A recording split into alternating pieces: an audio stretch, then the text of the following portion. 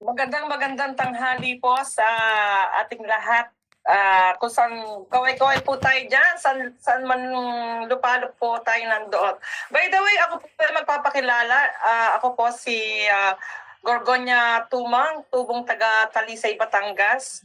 Ang background ko po ay isa po akong registered midwife na kagaya ni Ma'am Juliet, isa naman po siyang registered nurse. Kaya nga po ako natutuwa kasi para na po kulang na lang po sa amin dito sa AMP ang doktor. By the way, ako po paano po ako napasali dito kay Lipgood? Napasali po ako dito kay Lipgood sa dahilan meron din po nag-share po sa akin, isa din kasama ko sa industriya ng networking.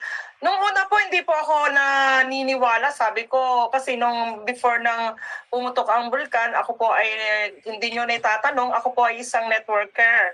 Then, after that, nung sabi ko, dahil nga nagkaroon na ng aberya sa buhay ko, sabi ko ayoko na mag-networking kasi napagod na ako. Ayoko pansinin yung video. Then, dahil makulit po yung upline ko, yung aking ka-business partner, sabi niya, wala namang mawawala sa iyo, panoorin mo lang itong video. Then, sabi ko, sige nga, wala naman mawawala sa akin, panoorin ko yung video. Then, pinanood ko po yung video na napanood ko si video, sabi ko, wow, ang ganda naman pala, ang dali-dali naman palang gawin. Nagawa ko nga ang networker na sa loob ng 7 taon, ginawa ko siya. Ito pa kaya ang hindi ko gawin. Sabi, dahil nga po, ako po yung tipo ng tao na open-minded sa lahat ng business at sa lahat ng pagkakakitaan.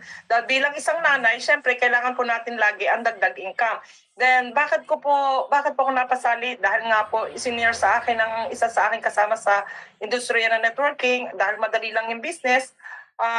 Bakit ko po ito ginagawa? Kasi meron po ako isang deepest why sa sarili ko. Sabi ko, hindi naman tayo lagi, halimbawa may mga anak po tayo na hindi naman po parati tayong pwedeng umasa sa ating mga anak lang. Siyempre, pagdating ng araw, magkakameron na po sila ng sarili-sarili nilang buhay.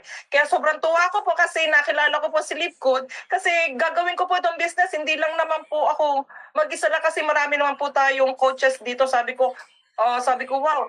At na-experience ko din po dito sa Lipgood, mula po nung ako nag-join dito kay Lipgood, yung mga bagay na hindi ko po kayang gawin, kagaya natin, tayo mga may edad na, tayo mga nanay, kagaya po ng GCash. Dati po hindi po ako marunong dyan, dahil nga po natuto nga po ako dito, sabi ko, nung gawin ko to si Lipgood, sabi ko yung mga bagay na hindi ko ginagawa, nagagawa ko na po ngayon. Kaya ang advice ko lang po sa mga nanay at sa mga kasi kung kayo po ay gagawin po itong business na to, magagawa nyo po ito na madali. Kasi kung nasa bahay lang po tayo, magagawa po natin to sa bahay lang. Then ang laking pasalamat ko po kasi dito, mula nung na-experience ko po sumali po dito, hindi lamang po yung nagkaroon po ako ng financial freedom dito, yung time freedom, at financially po, malaking tulong po sa kagaya natin na kagaya ko po na isa ko po akong raketera na lahat na po yata ay niraraket ko na. Meron din po akong maliit na kantin. At the same time, mula po nung ako mag-join dito kay Lipgood, agad po ako nag-enroll sa The One Academy kasi sabi ko, wow, ang ganda naman dito kay Lipgood, may libreng training. Kasi dito po, hindi mo po gagawin ang business na ikaw lang mag-isa. Yun po ang kagandahan po dito. Kasi meron tayong mga coaches na tumutulong at nag-a-assist po sa atin. Kaya sobrang pasalamat ko po. Sabi ko, ito na yung dreams ko na basta hanapin mo lang yung mga tamang tao kagaya ng mga nangangailangan ng dagdag income. Ito na po yung chance ninyo na kumita na kahit nasa bahay lang po kayo. At ina-advise ko po sa lahat ng mga busy. Bakit ako po, isang tao rin po akong busy pero nagagawa ko po yung business. Basta kung ano man po yung mga pinagdadaanan nyo sa buhay, basta gawin nyo lang po to sleep good, kikita po at kikita kayo. Basta hanapin nyo lang po yung tamang tao na makakamtam nyo rin po ito. Then, sobrang thank you ko po talaga at hindi lang financial ang naitutulong sa akin ni Lipgood. Dito ko rin po nakilala yung mga iba-ibang mga kasama ko sa business na to na kahit saan pala ito si Live Good kasi hindi lang po dito lang sa Pilipinas kundi ito po ay 200 countries. Bakit po hindi natin natin gagawin ito kasi globally po naman si Live Good. At meron po ako isang bago po ako magtapos, meron po ako isang konting mensahe sa ating lahat na makakapulot din po ito ng tulong para sa pag ginawa natin ito sa Live Good. Ito po yung insight ko. Strength does not come from winnings. Your struggle develop your strength. When you go through hardship and decide not to surrender, that is strength.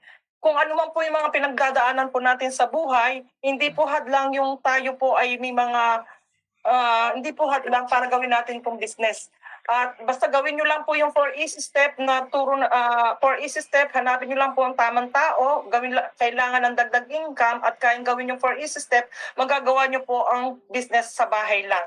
Kaya advice ko po sa mga nanay, sa mga gumagamit ng cellphone sa mga kabataan, kagaya nga po namin, kami mga may edad na nagagawa pa po namin ang business. How come naman kung kayo po mga kabataan hindi nyo po magawa? Kaya kung kaya po naming matatanda na, mas kaya nyo po. Kasi malaki ang maitutulong po ng Live Good sa atin. Basta pag sumagkapan lang po natin gawin ang business, hindi naman po lahat ng business ay instant nyo lang makukuha. Kailangan nyo pa rin po itong paghirapan at mag-take action ka lang, makukuha at magagawa mo ang business na to. Kaya advice ko po sa lahat na ito na po yung opportunity. I-grab nyo lang po. Gawin nyo lang po ng tama at mag-take action lang po kayo. Kikita at kita po kayo.